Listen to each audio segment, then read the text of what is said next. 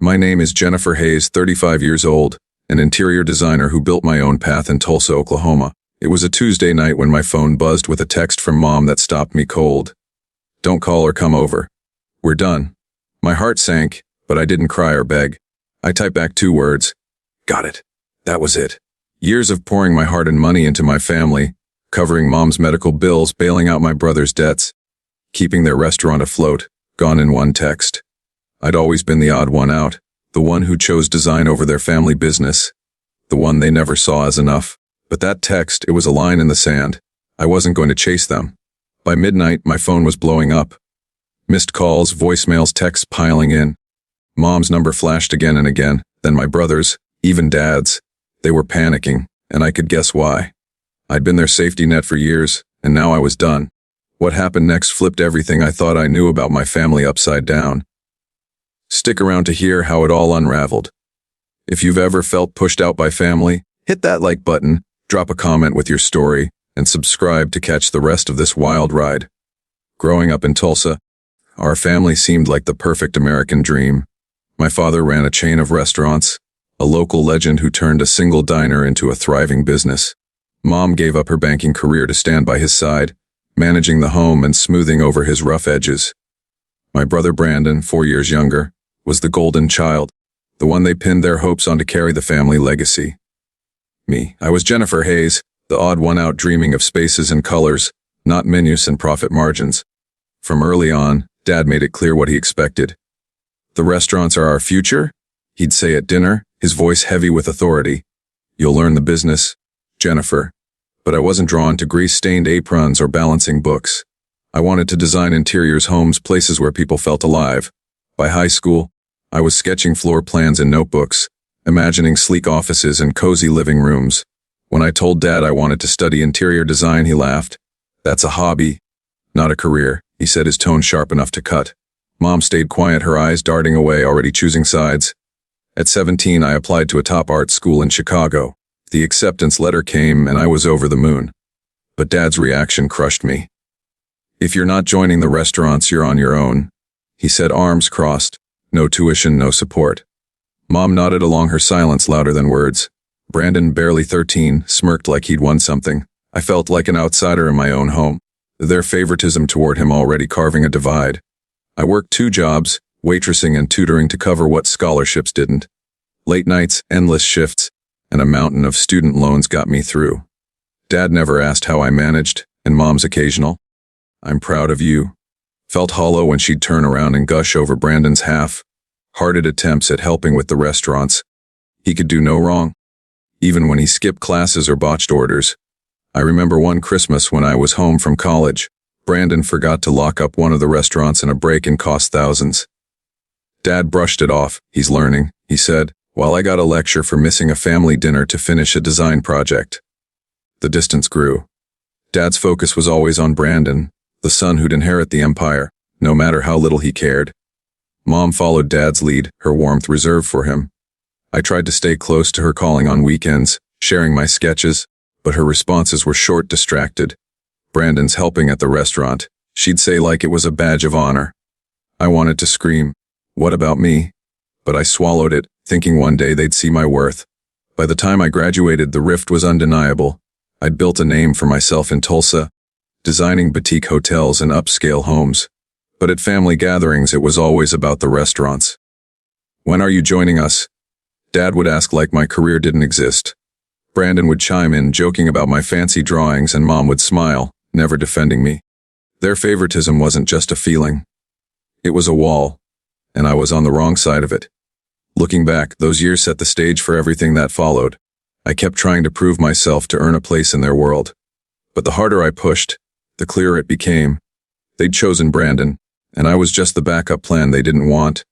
After art school, I threw myself into building my interior design career. Chicago had taught me to think big, transforming spaces into stories, not just rooms. Back in Tulsa, I started small, redesigning local cafes, turning cramped diners into inviting havens. My first big break came at 27 when a boutique hotel chain hired me to revamp their lobbies across Oklahoma. Clean lines, warm textures, and a touch of modern elegance. My designs caught eyes, Soon upscale restaurants and private homes were calling, and my name, Jennifer Hayes, started appearing in local design blogs. By 30, I was signing contracts worth six figures, building a reputation as Tulsa's go-to designer for luxury spaces. But home was a different story. 5 years ago, Mom fell seriously ill.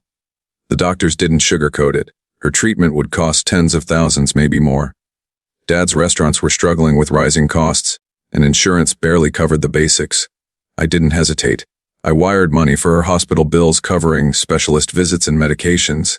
"We'll pay you back," Dad said over the phone, his voice clipped, but I knew better than to expect it. Mom sent a text. "Thank you, Jennifer." But that was it. No calls, no real gratitude. It stung, but I told myself it was for her health, not their approval. Then there was Brandon. My brother, barely out of his 20s, had started a side business, a food truck venture that tanked within months. He'd racked up debts, maxed out credit cards, and couldn't cover his share of the family restaurant expenses. Dad called me one evening, his tone all business. "Brandon needs help," he said, like it was my job to fix it. I sent the money, 30,000 to clear his debts and another 20,000 to keep the restaurants afloat. Brandon never said thank you. Instead, at a family barbecue, he bragged about turning things around himself as if my money hadn't saved him. Dad clapped him on the back proud while I stood there invisible. I kept giving. When one of the restaurants needed new equipment, a walk-in fridge that cost a fortune, I covered it. When Mom's treatment required a specialist in Dallas, I paid for the travel and consultations. Each time I hoped they'd really see me, not just as a checkbook. But at family dinners, the talk was always about the restaurants, Brandon's potential, or Dad's plans for expansion. My work barely a mention. Once I shared a magazine feature about my hotel designs, thinking Mom might be proud. She glanced at it and said, "That's nice. But Brandon's working so hard at the restaurant." I forced a smile, my chest tight with disappointment. The pattern wore me down.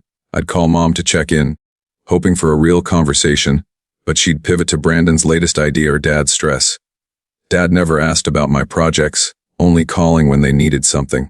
For the restaurant's short this month, he'd say, and I'd transfer the funds, feeling more like an ATM than a daughter. Brandon, meanwhile, acted entitled, like my success was owed to the family. "You're doing well, so why not help out?" he said once, casual, like my years of grinding meant nothing. Looking back, I see how naive I was, thinking money would earn their respect. Every check I wrote, every bill I paid was me trying to bridge the gap they'd built, but they took it all, hundreds of thousands over the years, and gave nothing back. Not even a nod of acknowledgement. The hurt piled up, quiet but heavy, and I started to wonder if I'd ever be enough for them. 5 years into my career, I pitched a bold idea to my family. My interior design business was thriving, and I'd been dreaming of a new venture, a sustainable design firm focused on eco-friendly materials for hotels and restaurants. It wasn't just a passion project, for it was a business plan backed by market research, showing demand for green design in Tulsa's growing hospitality scene. I needed capital to scale up. And for the first time, I thought my family might see my vision as more than a hobby. I prepared a presentation complete with cost breakdowns and projected returns and invited them to a meeting at our family home. I stood in the dining room, my laptop open, slides ready. Dad sat at the head of the table, arms crossed, his face unreadable. Mom hovered nearby, setting out coffee, avoiding my eyes, for Brandon slouched in his chair, scrolling on his phone, barely paying attention. His wife, Tara Hayes, sat quietly beside him, offering me a small smile. I took a deep breath and started explaining how sustainable materials could cut costs long-term and attract eco-conscious clients. "This could put Tulsa on the map," I said, my voice steady despite the nerves. "I'm asking for a 200,000 investment. I'll pay it back with interest." Dad didn't let me finish. "A pipe dream," he interrupted, leaning forward. "You think hotels care about recycled wood? They want cheap, not fancy experiments." His words hit like a slap, but I pushed on, showing data on client demand. Brandon snorted, not even looking up. "Sounds like a waste of money," he said. "Why don't you stick to decorating houses?" For I clenched my fists under the table, my face burning. I'd spent months on this plan, and they were dismissing it without a glance. Mom stayed silent, rearranging napkins, her usual way of dodging conflict. I turned to her, hoping for a shred of support. "Mom, you've seen my work. You know I can do this." She hesitated, then mumbled, "It sounds risky, Jennifer.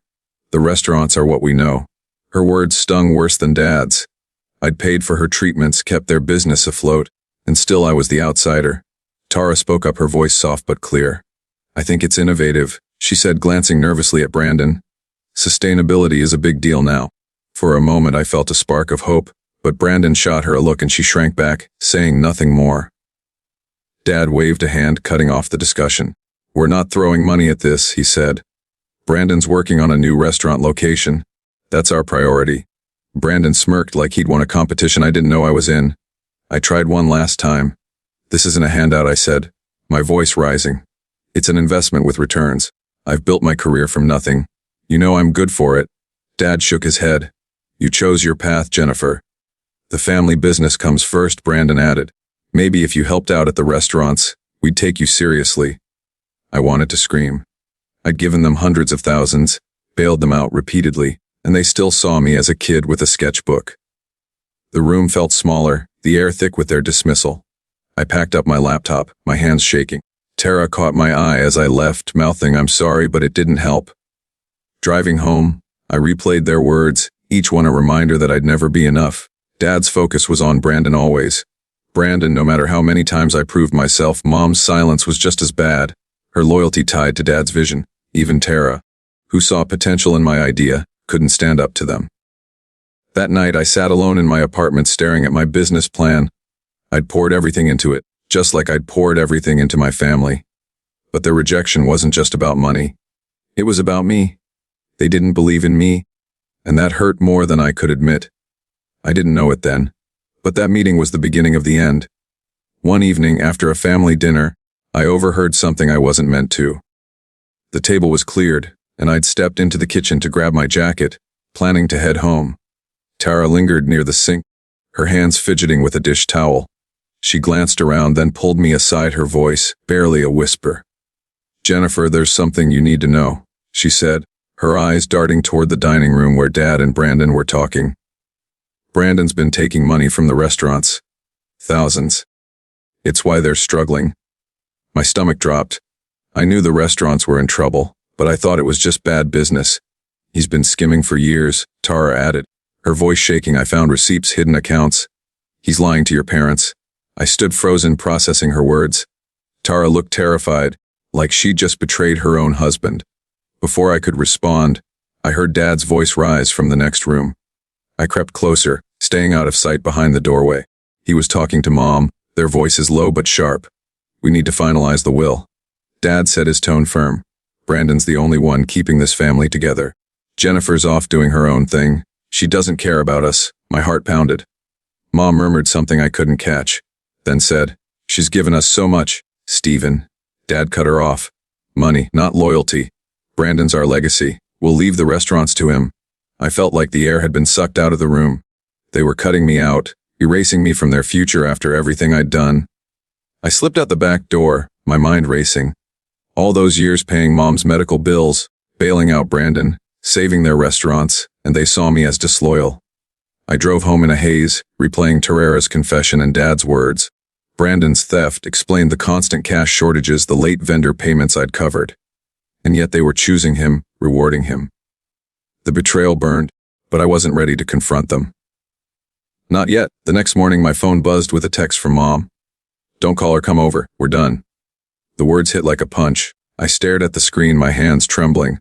This wasn't just about the will. It was personal. Mom, the one I'd always been closest to, was shutting me out. I typed back, got it, and hit send before I could overthink it.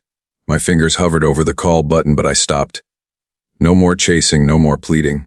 If they wanted me gone, I'd give them exactly that. I opened my banking app and canceled every recurring payment I'd set up for them.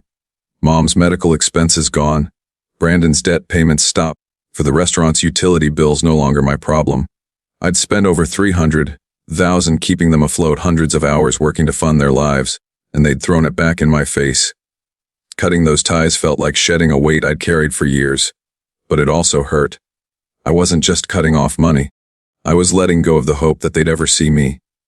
As I sat there staring at the confirmation emails for the canceled transactions, I felt a mix of relief and rage. Tara's words kept echoing, Brandon's theft hidden for years. How long had they known? Had Mom and Dad covered for him? Or were they clueless? Either way, for their choice to favor him over me was clear. I thought about calling Tara asking for more details, but I didn't. She'd taken a risk telling me, and I wasn't sure where her loyalties lay. That night, I lay awake, the text from Mom burning in my mind. We're done. It wasn't just a message.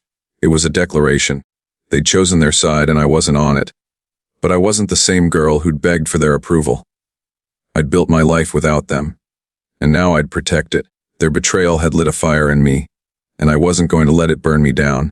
By midnight, my phone was a storm of notifications. Missed calls, voicemails, texts. Mom's number flashed first, then Brandon's, then Dad's. They must have realized I'd cut off the money. I didn't answer.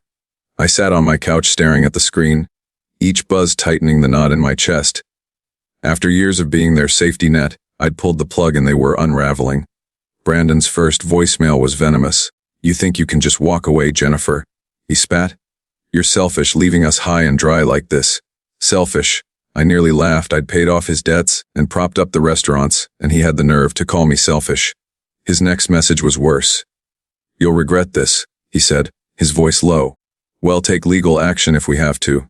I deleted it, my hand steady but my heart racing. Legal action for what? Saving them from his mess for years. For Mom's text came next. A flood of guilt trips. How could you do this to me? Jennifer, one read, after everything I've been through, you're abandoning your own mother. Another, I raised you better than this. I stared at those words, her attempt to twist the knife. She'd always known how to pull at my heartstrings, reminding me of the late-night talks we used to have, the ones I thought meant something. But now it felt like manipulation, not love. I didn't reply. I couldn't let her words drag me back.